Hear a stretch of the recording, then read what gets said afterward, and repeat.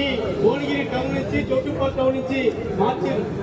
అది TRS government ఇలా పెట్టుబడిదారులకు అనుకూలంగానే ఆ రోజు అలైన్మెంట్ మార్చింది.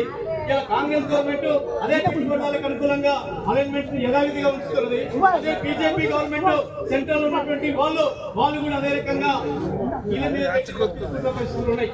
బీజేపీ దగ్గర వేయరు, భూ నిర్వాసితులు కాంగ్రెస్ దగ్గర వేయరు, టీఆర్ఎస్ దగ్గర వేయరు.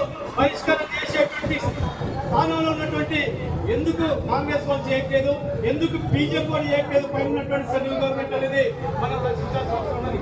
ఎందుకంటే ఈ పెట్టుబడిదారులకి ఆ పైన ఉన్నటువంటి బీజేపీ ప్రభుత్వం కావచ్చు, రాష్ట్రంలో కాంగ్రెస్ ప్రభుత్వం కావచ్చు, వీరిద్దరు కూడా ఇలా పెట్టుబడిదారులకి అయ్యా మా కంపెనీ లాస్ వచ్చింది, నేను 1000 కోట్ల రూపాయలు అప్పులు కట్టలేను అని దరఖాస్తు పెట్టుకుంటే ఒక్కొక్కరికి 1000 కోట్ల రూపాయలు మాఫీ చేస్తున్నటువంటి మీరు ఇలా రైతులు శాశ్వతంగా భూమి కోల్పోతున్న వీళ్ళకి ఎందుకు నువ్వు డబ్బులు ఇచ్చే కాడ చేతులాడట్లేదు?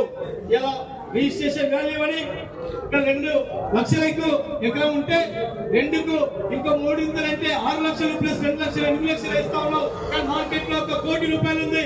ఈ కోటికి 3 కోట్ల అదనంగా 4 కోట్లు ఇస్తే శాశ్వతంగా భూమి రైతు యుక్తిమంతుడు ఈ 4 కోట్లు తీసుకెళ్లి ఇంకో దగ్గర భూమి కొనుక్కొని వ్యవసాయం చేసుకుంటాడు.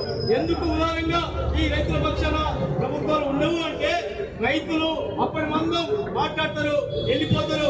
ఓట్లు వచ్చినప్పుడు వాళ్ళ ఓట్లు ఏ రకంగా ఎంచుకోవాలో బాగా తెలిసినటువంటి వాళ్ళు డబ్బులకో దానికో దీనికో లోపరుచుకొని ఇలా మనల్ని మోసం చేసిన పరిస్థితులు ఉన్నాయి.